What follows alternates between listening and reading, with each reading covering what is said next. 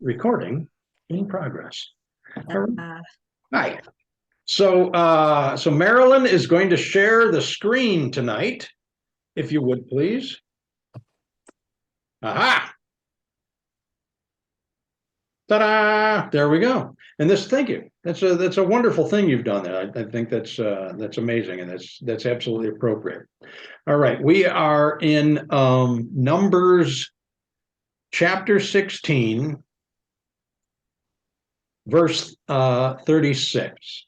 That's where we'll be starting. Okay. Ooh, check that out. Highlighted. Can everybody see that all right? Can you see that, Beverly? Yep. Okay. Perfect. All right. So last week we departed from Numbers, and I think the week before that we departed from Numbers, and here we are back in Numbers, and so we will continue. Up until this point, a bunch of the leaders of the tribes got together and started grumbling against Moses and his brother Aaron, and the Lord put a stop to that. He took the leaders and he had them separate themselves and everything else, and then the ground opened up and swallowed them up. And That'll do it. yeah, that was the end of the grumbling. So now this has just occurred. We'll back up if it's okay to, can you scroll down to 34? Okay. Well, we'll do 33 because, or actually 31, we'll start at 31. Okay. Okay. And as he, that would be, that would be Moses. And as he finished speaking all of these words, telling them that they're in real trouble here, that the Lord's not going to put up with this kind of stuff. As soon as he finished these words, the ground that was under them split open, and the earth opened its mouth and swallowed them up, and their households and all the men who belonged to Korah with their possessions. So they and all that belonged to them went down alive to Sheol, and the earth closed over them, and they perished from the midst of the assembly. The earth just swallowed them up. That'll do it. Yeah. All Israel who were around them fled at their outcry, for they said, the earth may swallow us up. Fire also came forth from the Lord and consumed the 250 men who were offering the incense. So God has just cleaned house. He's not going to put up with any of this silliness from people. Then the Lord spoke to Moses in 36, saying, say to Eleazar, the son of Aaron, who is the priest, that's Moses' brother. Actually, Eleazar would be Moses' nephew. That he shall take up the censers out of the midst of the blaze, for they are holy, and you scatter the burning coals abroad. So where these guys were burning incense that the Lord just consumed with fire, he's saying to Moses' nephew, go out there and gather up the things they were burning them in, and bring them back here, and scatter the burning coals around the area. As for the censers of these men who have sinned at the cost of their lives, let them be made into hammered sheets for a plating of the altar, since they did present them before the Lord, and they are holy, and they shall be for a sign to the sons of Israel. So this isn't going to go to waste. He's not throwing the baby out with the bathwater. The censers were dedicated to the Lord, so he's saying take them, but they're not going to remain as censers. We'll pound them into other things, a plating for the altar, to cover up the altar, because they are holy implements, and so that's what's going to happen. And this will also be a reminder to the rest of Israel what comes about from grumbling. So Eleazar the priest took the bronze censers, which the men who were burned had offered, and they hammered them out as a plating for the altar, as a reminder to the sons of Israel that no layman who was not of the descendants of Aaron should come near to burn incense before the Lord, so that he will not become like Korah and his company, just as the Lord had spoken to him through Moses. So because God has set aside specific jobs for specific people and specific families, he's saying that these men who were consumed by that, they were not Levitical priests. They were not of the house of Aaron. They were not Aaronites. They were not allowed or commissioned by the Lord specifically to burn the incense to the Lord. They were wiped out for their indolence and their rebellion and their not paying attention to God's wishes. And so this altar is now a reminder that if you are not an Aaronite, you shouldn't be doing this kind of thing near the temple or to the Lord. Okay, he's very specific in what he wants done. All right. Any questions, thoughts, comments so far? Okay. We have something here. I hope it's not. Nope, it's not. Okay. I thought it might be an incoming picture of like an airborne reptile wearing a cape. Really? Or maybe a squirrel in glasses, but it wasn't. It was none of that. Okay, so verse 41. But on the next day, okay, so all this has happened. These guys have been consumed. The earth swallowed everybody up. There was fire. There was a belching of fire. People were burned. Now they're pounding out the. Yes, ma'am. Okay, question. A lot of times in scripture, then archaeologists can maybe dig up and see, oh yeah, it happened here. Is there any proof that this happened other than scripture? But did anyone ever do any excavating and see that this happened? I'm unaware of any, but that would be fairly difficult to do, given it was 3,000 years, ago, Before Christ. and the earth opened up and swallowed everybody up. And I don't know what evidences there would be, because everything of theirs was gone. Okay, makes sense. Yeah. So, and even the bones of the burned people would have disintegrated and decomposed by now. Now, yeah. Yeah. Okay. So I don't know what they'd look for. It's strangely enough, or very, very cool enough. There are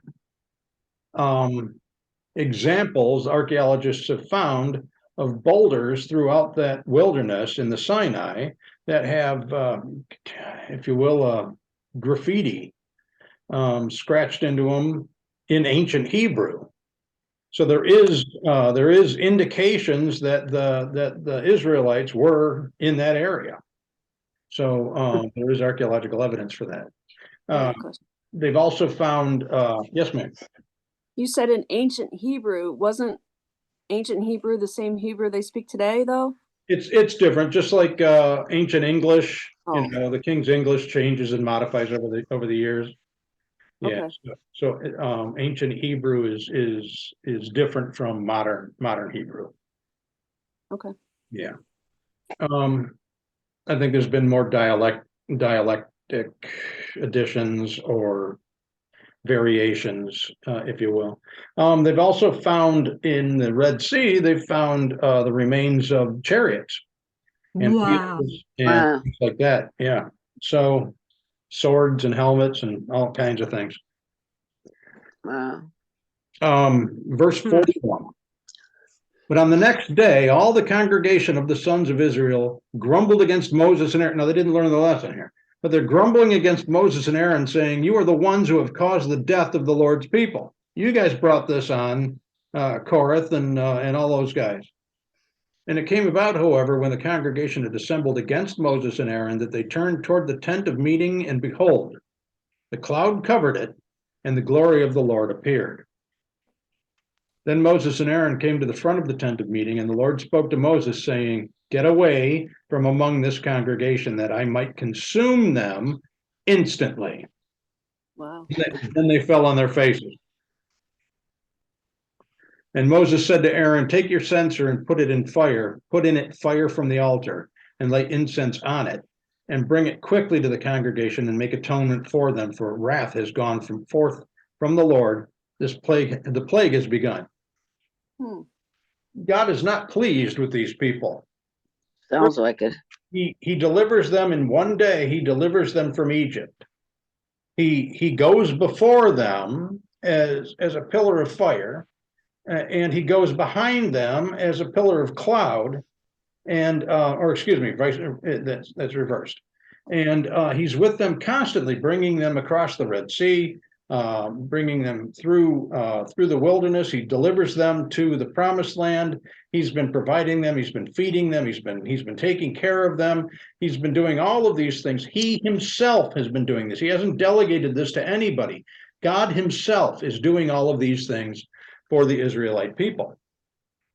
And they have been ungrateful. They have been grumbling. They have been complaining. They have been bitter and divided. When Moses was on Mount Sinai receiving the tablets from the Lord, that whole time he's gone, they talk Aaron into making for them a calf from molten metal and making a calf, which is a pagan god that they then worshipped. And God was going to wipe them all out then and start over with Moses, and Moses begged him not to do that. And he warned Moses that it wouldn't be good for Israel on the day of his visitation, which was Jesus, when Jesus presented himself to the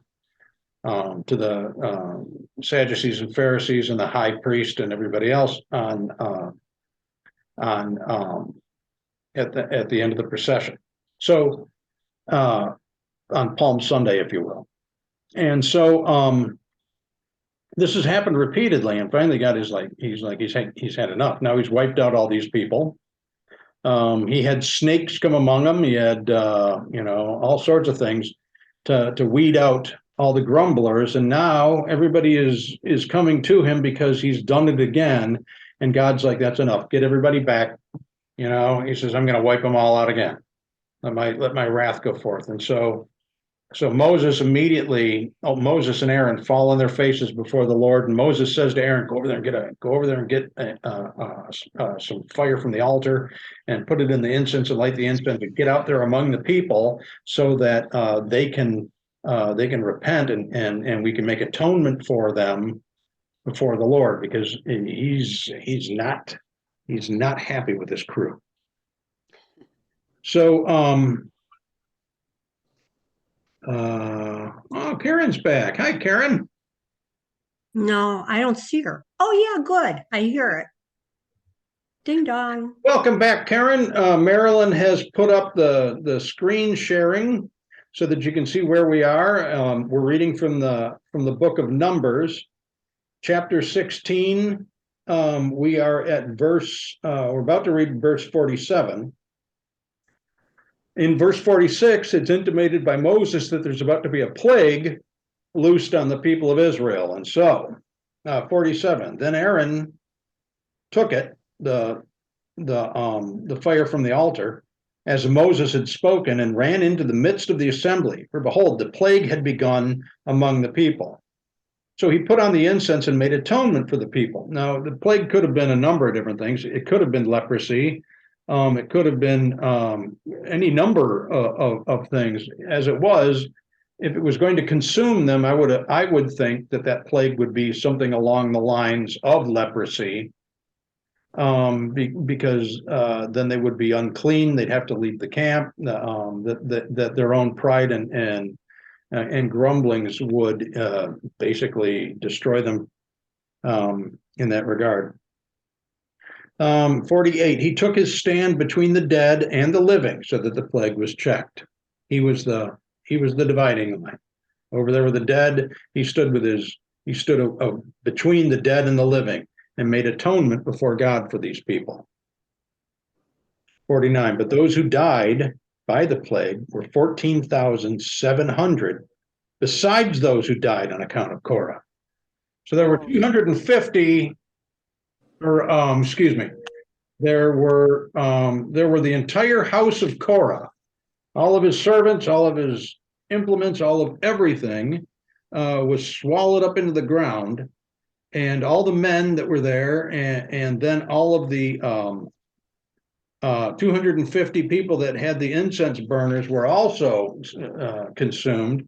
And so on top of that, another 14,700 people are killed by the plague in one day. All of this happened in the space of almost 24 hours, maybe 36 hours, but probably 24 hours. 50. Then Aaron returned to Moses at the doorway of the tent of meeting, where the plague had been checked. The atonement had been received. This is another example of one man standing in the gap, if you will, for between God and mankind. Yes, ma'am. Do you know how many people that Aaron had saved by making that atonement? We don't know. Okay. We don't know the number there. Well, I suppose if we wanted to go back and count the number of people in that tribe, because we're given the numbers of all of these people, but I don't think it's not comprehensive. It's just the men of fighting age and older. It doesn't give us a comprehensive number of the women and children. Okay. And so it's really difficult to. But 14,700 people is no small amount of people, and you know that's a good sized 15,000 people. That's a good sized arena. Good city. Yeah, that's some Now, city. was it just the men that got We don't know. sucked up, or was it children and men? It doesn't say. It says. Yeah, it doesn't say. No.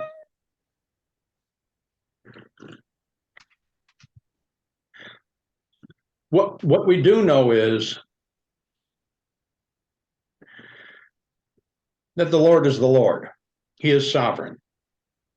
His word is specific, and he means what he says. Now understand that we live in an age of grace. And because of his gift to us, he doesn't do these things to us. Oh. But the same God that did this is the same God that gave us grace. He hasn't changed. It isn't two different gods.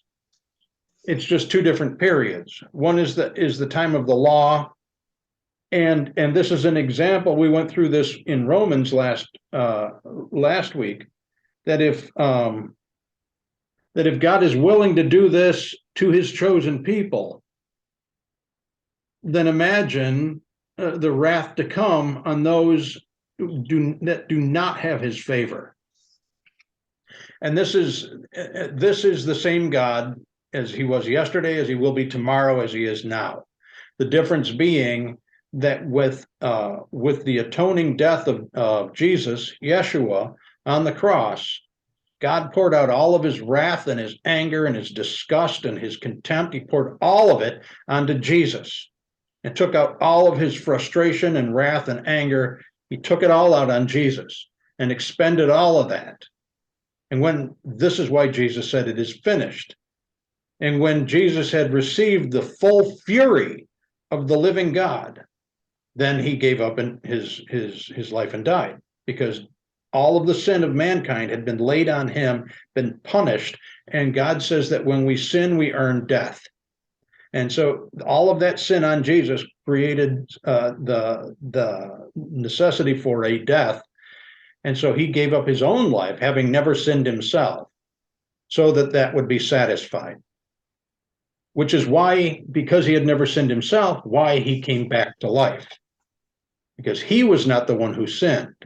Instead, his substitution of himself for all of us is what allowed him to come and to return to life.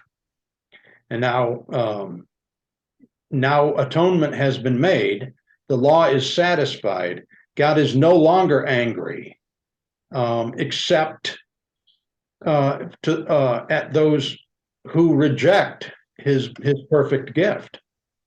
Because if God was willing to do this to reconcile all of mankind to himself, and people reject that, what can be done for them? Yes, ma'am. And God's perfect gift is Jesus. Yes. The perfect atonement. the perfect gift, the perfect sacrifice. And he says that sacrifice was done once for all time. Once for all time. No sacrifices are ever necessary again. Necessary, needed, whatever. That never has to be duplicated because it was done perfectly. The law was satisfied, God's anger was spent, and now, because he's punished sin, he can love uncontrollably and unconditionally, and he's free to do that because there isn't sin in the way for those who receive him and for those who believe. For those who don't believe and for those who won't receive him, for those who reject him, they are still under the wrath of God because they have not come under the umbrella of the protection of his grace. They choose not to. And so by choosing not to, they are choosing against God. God makes it very unequivocal. He says, if you are not for me, then you're against me. There is no sitting on the fence. There is no middle ground there. He says, you're either with me or you're against me. And if you're against me, then you're dead in my eyes. You're just a dead man. And so this is why reconciliation to the Lord is so important, and why reconciliation with the Lord and his means of reconciliation are so perfect, beautiful, and complete, that the atoning work of Jesus on the cross has opened the door for all of us to receive salvation, and we do not deserve it. What we deserve because of our sin, our grumblings against God, our dissatisfaction with God, and the ways of God, and the whole 9 yards, even whether they're minute or they're enormous, it makes no difference. Our grumblings against God make us earn the kind of death that Korah went through and the other people went through, the plagues and the fire and the whatever else it is. And that's the kind of death that we deserve. But the grace of God says that if we receive his salvation, then we are no longer earning that. We are forgiven of that. We are pardoned of that. Okay, questions, comments? Yes, ma'am. Do you think it makes a difference if we grumble out loud or just thinking it? If it's in our heart, if the rebellion and the grumbling resides in our heart, then it's going to manifest somehow. It's like, I think we're all program here. Yeah, whether you are or not, I am. And so I'm going to talk program. And so this is why we're taught that resentments are the number one killer. Okay. Right. Because we hold resentments in our heart. We hold that in there, and the bitterness consumes us, and the bitterness forces us into a situation that we begin to reject God. That we put parameters on God, and we say, I will go this far and no farther, and I will receive this, but I won't receive that. I'll do this, but I won't do that. And the resentment then cuts us off from the sunlight of the Spirit. And if we're cut off from the sunlight of the Spirit, then we're not getting health. We're not getting the nourishing health of the Spirit of the living God. That's because of the resentment or bitterness, if we're not dealing with that. And that's a comparable, if you will, manifestation example. Does that make sense? How does the resentment cut you off again from the sunlight of the Spirit? When we have resentment, if I have a resentment, it's also a control thing. Okay? I'm controlling this situation. I am not asking God for grace. I'm not asking God to intervene or come into the situation and change the situation. I'm hanging on to that with both hands, and I just ain't gonna let it go. I'm not gonna let this go. I'm gonna hold on to this. I will not forgive whatever the situation is. And as long as I have that, it's a breeding ground for rebellion in my heart. I'm grumbling against God. I'm grumbling against the situation. I'm grumbling against the person in my mind, in my heart, and the resentment begins to consume me. And I'm not listening to God because God's saying, let it go. Let it go. Let it go. Vengeance is mine. Let it go. I've forgiven these people. They're forgiven. You're forgiven. Just quit fighting it. Quit fighting the situation. Surrender this to me. I'll handle it. And as long as I'm ignoring that prompting and I'm being the judge, jury, and executioner in my own mind, in my own heart, where is God in that situation? Right. So as long as I'm playing God, I'm shutting the door on him. Does that explain things? Yeah, thank you. Okay, cool. I'm getting carried away. Sorry about that, you guys. Okay, so were there any other questions, comments? Yeah, it'll probably be a while. Okay, so then chapter 17. Then the Lord spoke to Moses, saying, "Speak to the sons of Israel and get from them a rod for each father's household, 12 rods from all their leaders according to their father's households." Okay, so he wants a rod from each of the households, and then he wants 12 rods from each of the father's households, which are the 12 tribes. Okay, the 12 patriarchs. And so he wants a rod from each of those. What's a rod? I don't know. He's about to explain this. You shall write each name on his rod. And I'm thinking it's a stick, a dowel, a stick, a thick, like a rolling pin size stick, something like that.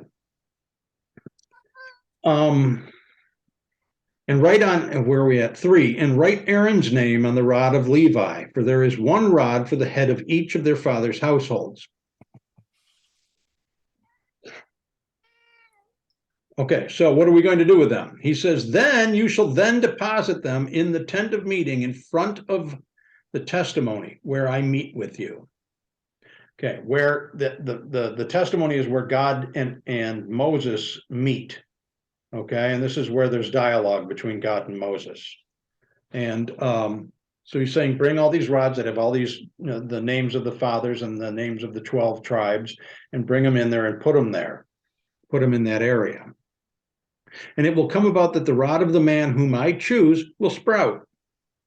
Thus I will lessen from upon myself the grumblings of the sons of Israel who are grumbling against you, against Moses, against Aaron. So Moses deposited the rods. I'm sorry, 6. So Moses therefore spoke to the sons of Israel, and all their leaders gave him a rod apiece. For each leader, according to their father's households, 12 rods with the rod of Aaron among their rods. So you have the 12 rods, which are the 12 tribes of Israel. And Aaron's is included in that. You write his name on there because although he is separate as an Aaronite, he's also the high priest, so to speak. And so they have this. They have these rods with Aaron's name being among the rods. So 7. So Moses deposited the rods before the Lord in the tent of the testimony. So he takes them and places them in there. Now, on the next day, Moses went into the tent of the testimony, and behold, the rod of Aaron for the house of Levi had sprouted and put forth buds and produced blossoms, and it bore ripe almonds. I think that's really cool. In 24 hours, this thing it sprouts buds and olives or almonds, and they ripen. So Only God. Only God could do that. Exactly, only God. And what did he say in that? It was a blessing on Aaron. Mm-hmm. What is he saying? He says, it'll come about that the rod of the man whom, in 5, it will come about that the rod of the man whom I choose, whom God chooses, will sprout. Thus I will lessen from upon myself the grumblings of the sons of Israel. You guys will know unequivocally whom I have chosen. So I don't have to listen to all this grumbling. If you want proof of this, there it is. So the rod of Aaron sprouts overnight. It sprouts, and it sprouts live, ripe almonds. Excuse me. Oh my. Where were we? Yeah, 9, verse 9. So Moses then brought out all the rods from the presence of the Lord to the sons of Israel, and they looked, and each man took his rod. But the Lord said to Moses, put back the rod of Aaron before the testimony, to be kept as a sign against the rebels, that you may put an end to their grumblings against me, so that they will not die. So this was an unequivocal sign that God had blessed Aaron and the Aaronites, and that what was being that they had been he had been specifically commissioned by God, and the proof was that they had taken this little rod, and the other 11 are out there, so they can see that there's no difference there, but except that Aaron's is alive. And it's sprouting, not only sprouts, but it's growing ripe almonds. This is obviously God. How can you dispute that? How can you argue with that? So he's saying that this is going to last forever, and it's going to be a sign, so that anytime they think about grumbling, all they have to do is see this thing and say, oh yeah, there's that. Yeah, there's that. Interestingly enough, that was kept in the Ark of the Covenant. And so this is one of the things. There's the tablets. There is some manna, and there is Aaron's rod in there, in the Ark of the Covenant. So, 10, but the Lord said to Moses, put back the rod of Aaron before the testimony, to be kept as a sign against the rebels. This will quiet them down, is what he's saying, that you may put an end to their grumblings against me, so that they will not die.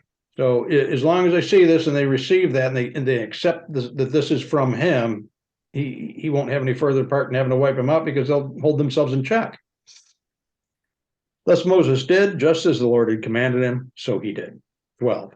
Then the sons of Israel spoke to Moses, saying, behold, we perish, we are dying, we are all dying. Everyone who comes near to the tabernacle of the Lord must die. Are we to perish completely? Okay, so they have drawn close to where the tabernacle is.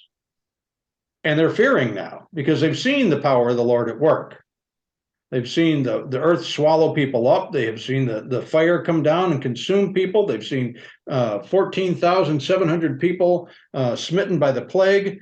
And it would have continued had Aaron not intervened there. Then they saw the dividing of the rods and the blessing that God showed on Aaron's, and that it's living and it's alive, and it is a sign to these people, and they're still terrified. They're like, we came close. We came close to God, and we came into his presence to the point that we drew too closely. Are we all then doomed, and are we all going to die and be consumed?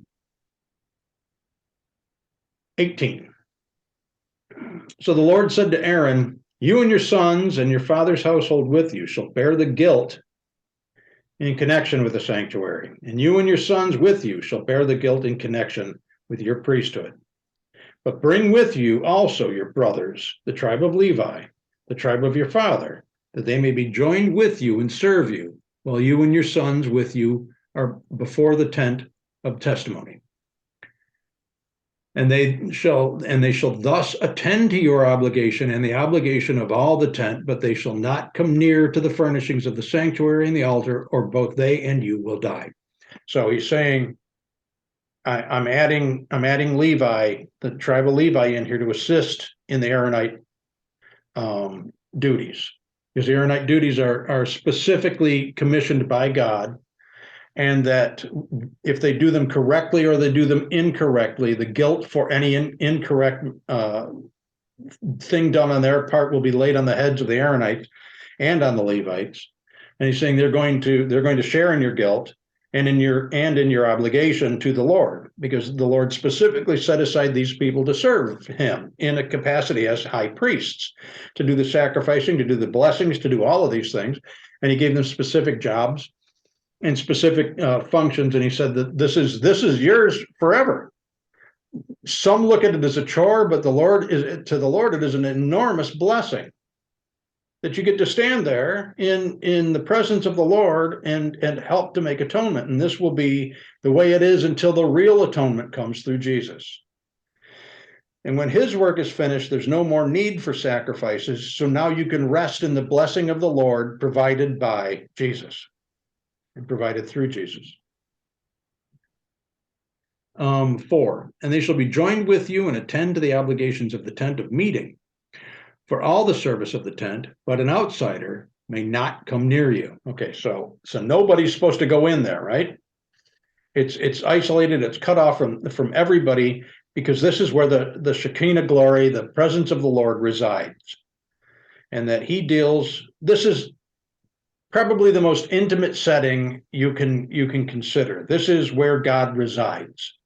And he has a specific cast of people, a specific number of people, a specific tribe of people that are born specifically to do this, to serve the Lord, to take care of the altar, to make the sacrifices, to clean up, to handle the blood, to handle the ashes, to handle everything. And nobody's supposed to enter this. This is setting the stage for the holiness of God. That his presence is so holy, he only allows a certain few in there, as long as they are purified and as long as they remain in his favor. By doing the rituals of cleansing and purification, by staying kosher, by staying clean, by doing all of these things.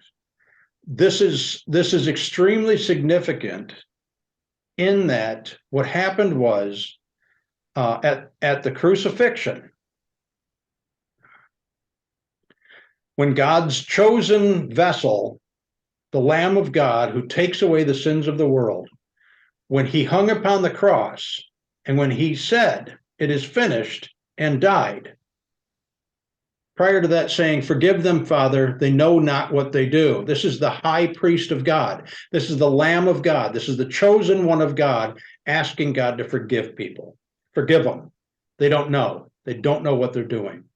The law is satisfied. Everything is finished. Everything is put in place. And then he died. And when he died, it was dark. There was an earthquake, and the tapestry that was about 18 inches thick that separated the holy place in the temple from the outer or the inner courts of the temple, that nobody could go behind that tapestry except for the high priest, that ripped in half and fell. Now in Numbers here, we're told that who is allowed in there and under what circumstances.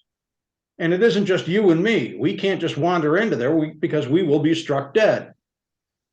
There are certain circumstances for even the high priest going in there. It can only be done on the Day of Atonement and to make atonement for the people of Israel.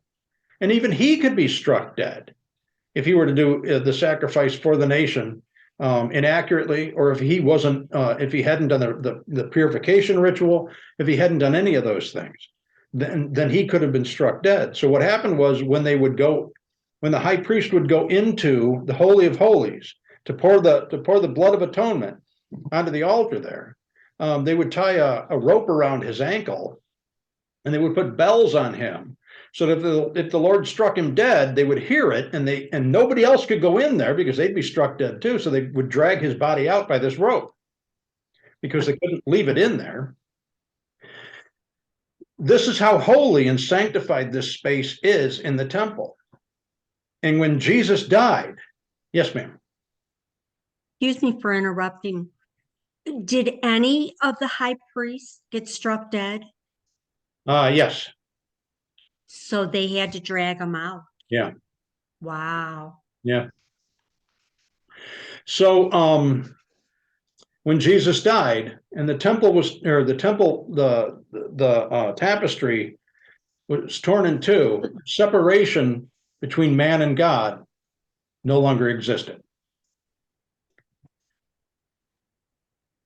When Jesus spoke to the Samaritan woman at the well, she had made mention, the Jews tell us that we can only go to the temple to worship God. And Jesus said there will come a time where you will worship him wherever you are, that the Holy Spirit will be wherever you are. And that time is coming now. And so when the temple tapestry was torn in half and fell, there was no longer any separation. Anybody could now come to God. Anybody could now come to God because all the satisfaction of the law had been taken care of through Jesus. So now we don't have to go through these enormous rituals, and we don't have to go through all these machinations and everything else in order to get to the proximity of God. We don't have to do that anymore. It's simply we can speak to the living God. And if we are seeking him in our heart, he will hear us. If we're there to goof around or do whatever, he just ignores us. But if we come to him with an open heart and we come to him in sincerity, with sincerity, he hears our prayers. He blesses us. If we come seeking salvation, he gives that to us. Because it's finished. The work is done. All right. Any questions?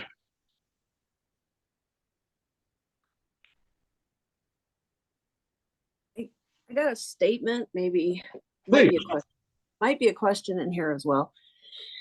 But after hearing, well, reading along this with you and all the Bible studies I've been in with you, it has me thinking about how I can understand more about when Jesus was on planet Earth, about how the Jewish people, couldn't believe that Jesus would come among us as a man, and how they can't believe that he would have anything to do with someone as sinful, as a tax collector, as the women of reprobate. I think that's the way it's said. Anyway, it makes more sense of how they were so unbelieving of him, Yes. It makes me have more sympathy for them, of them denying him. Does that make sense? It does make sense from an intellectual point of view, and from the legal point of standpoint. How could a holy God profane himself by walking a sinful planet and deal with sinful people? God is holy. God is perfect. God is pure. God can't tolerate. He hates. Sin hurts him. It hurts his heart. It hurts his spirit. 14,700 people because they weren't doing right. It kind of gives me encouragement in a way that I am on the right path. I mean, if because I used to think, if millions of people can't be wrong, well, right. 14,700 plus people were wrong here at the incident here, Exactly. And so that God that the Hebrew people knew, that the Israelites knew, that God who was just and terrifying in his justice, how could he be walking the planet among prostitutes and tax gatherers and drunkards and everything else? How could he be doing that? That can't be him. Mm-hmm. He'd be holy. He'd be upright. He would be, but that was by the letter of the law. And they were mistaking the letter of the law for the spirit of the law. And Jesus was constantly referring to the spirit of the law, that the sick don't, or the well don't need a doctor. That he came to be among those people that needed him and needed him the most. That those were the people who were willing to receive him because they didn't have the head knowledge preventing it. They didn't have the piety, if you will, of, that can't be him. That can't be him. He's hanging out with drunks. He's hanging out with tax gatherers. He's hanging out with the lowlifes. A holy God wouldn't do that, but that's mistaken. A holy God did that. That's exactly who would do that. A holy and loving God would sit among the lepers. He would sit among the blind and the deaf, and he would raise the dead. He would heal the sick. He would do all of those things because he is the embodiment of love. But was there a time in the Old Testament before Jesus that God was like that? The garden. The garden. Examples of the kindnesses of God, the Old Testament is replete with. Now we're in the Pentateuch, the Torah, and this is Israel's learning curve. Now remember that Israel came out of a reprobate system in Egypt that had multiple gods, multiple things. They didn't have the law, they didn't have the commandments, they didn't have any of that. None of that existed. God said, "This is my inheritance, these are my people. I'll be their God." And he meant that literally. He specifically, personally, took care of everything with the Israelites. He removed them from Egypt. He brought them out in there. He personally cared for them day in and day out. His relationship with them was as a husband and a wife. That Israel was his wife. and that he is the husband and he's providing for her, and she's not believing it. She's resisting it. She's fighting it. She's like, oh, I'm going to do my own thing. I'm going to do this. I'm going to do that. I'm going to do this. And he's like, wait a minute. You got to learn how to be a wife before you can renounce being a wife. And so this is the learning curve that Israel is undergoing, and he's weeding out those people that are going to maintain and hang on to that Egyptian influence. He says, you people, you've hardened your hearts against me, so this generation won't make it in. Everybody that comes after that, they're going to be more teachable. They will have learned under this system. They will have seen things, and so they'll be more apt to gravitate and to seek the Lord. Yes. Well, these people who were brought out from Egypt, they were in Egypt 400 years, 480 years. Yeah. 480. 480. Yeah.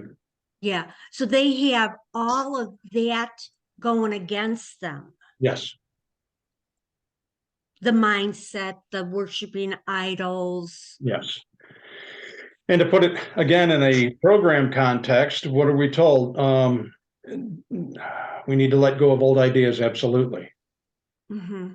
They were unwilling to do that. They were unwilling to grow along spiritual lines. Mm-hmm. They were a very concrete and pragmatic people, to the point that even seeing the miracles done on their behalf at the hand of God, they still rejected the idea that he could do more. They hardened their hearts against him, and they said, how can we believe these things, and rejecting what God was doing. Hi, Sylvia. You're muted. Muted. Yeah. There you are. Hi, Sylvia. Hi. Hi, how is Sylvia? everyone today? We're doing great. We're in Numbers 18, actually. So we finished 16 and 17, and now we're into Numbers 18. And I believe we are at verse 8.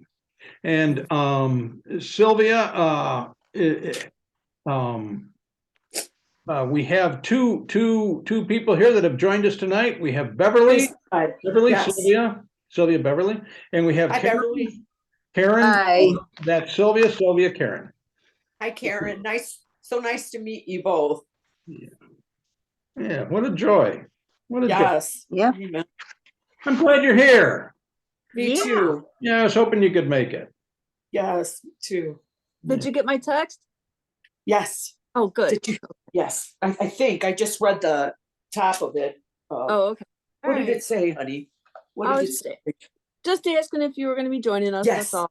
Yes, Okay. honey. Thank you, Rachel. Yeah, no problem. Thank you. Have we gone an hour? Yeah. Wow. Yeah. Okay, Went by fast. that went by fast. Yeah. Sylvia, I'm gonna post this online on the website there. Yes. Yes. If you would, Marilyn, would you please share the link to that with Karen and Beverly? Yes. And that way, please subscribe if you want to, and that way you can catch up on what we've been doing up till now, and Okay. also see this episode as well. Okay. Okay, do you have the link to that, Sylvia? No, I don't. Oh, okay, well, we'll get that to you then. Okay. Definitely. Thank you. If you guys don't mind, so that we can set up a text chain as well, is it okay, Beverly and Karen, that we get your phone number so that Sure. we can text you also and keep you informed that way? Yeah. And if you wouldn't mind sharing your email with Marilyn, and she can share it with us if that's okay. Sure. That way we can email links and things like that also. Right. If you're interested. Right. And I need your address, please, Beverly. So we can, You need my email address? no, your physical address so we can. Oh, my physical. Okay, Yes, I'm please. sorry. That's It's- okay. It's No, 85. no, you don't have to do that You here. know what? No, no. I Oh, have it. I have it. I'll Yeah. send Right, it. cool. Yeah. Okay, cool. All right, well, you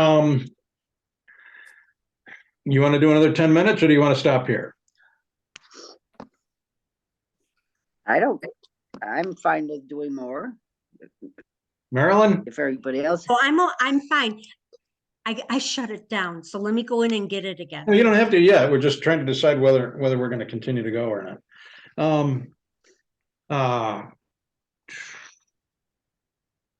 Now let's just end it here. But I'm gonna stop the recording, and we can chat after that if that's okay with you guys. Is that okay? Yes, All right. yes. Okay, so let me stop the recording.